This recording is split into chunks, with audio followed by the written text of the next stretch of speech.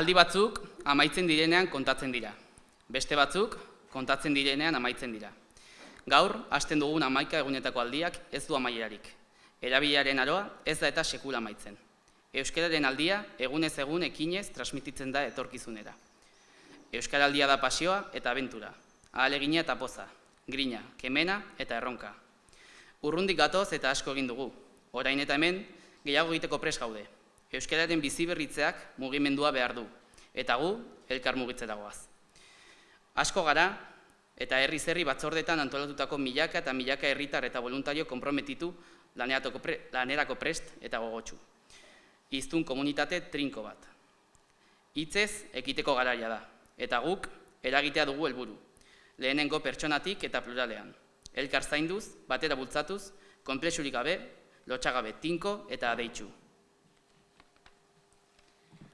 Komunitatea dugu ikur, auzolana, lanabez, eta gure txikian handia egingo dugu beste behin ere. Euskararen mundu oso bat kabitzen den bezala, euskaldunok ere munduan leku bat dugulako. Bagara eta nor munduan. Beste inon ez da euskaraldia bezalako ariketa sozial masiborik egin. Inertziak irauli eta hitza partekatuz, hizkuntzari auspoa emateko garaia da. Ilusioa banatuz, erabileran jauzia ematekoa. Euskal Herrian euskaraz eroso bizitzea dugu asmo. Hau, ez da txapa simple bat. Txapa honek superbotereak ematen dizkizu, adorea ematen dizu, entzumena ernetzen dizu, eta aldamenekoa eta zu babesten zaituzte. Txapa hau, hizkuntza bezala, magikoa da. Ilusioa pizten du, aldartea poztu eta komunitatea puztu. Txapa da, hitza bezala, askotariko jendea konektatzeko giltza. Euskarak euskaraldia behar du. Euskaraldiak hiztunak. Eta hiztunek mintzakidea. Txapa soinean eta hitza espainetan, euskara dunon aldia hasten da gaur.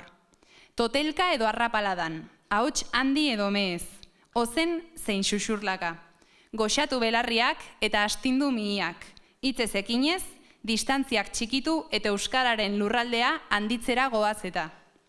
Pausoz pauso, jarri gaitezen martxan, irmotasunez, mugiaraziz geldirik daudenak.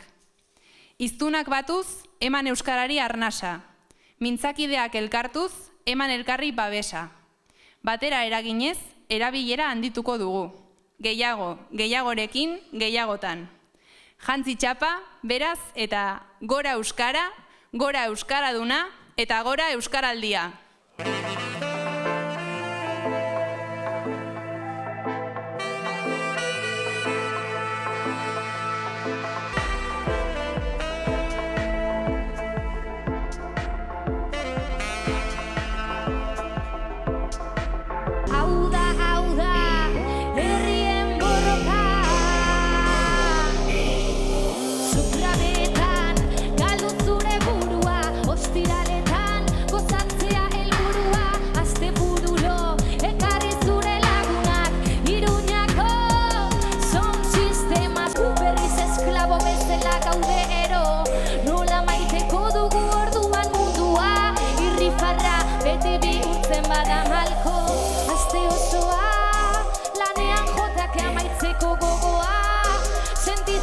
Azke kapitalismoak guapurtzen gaitu denok batera.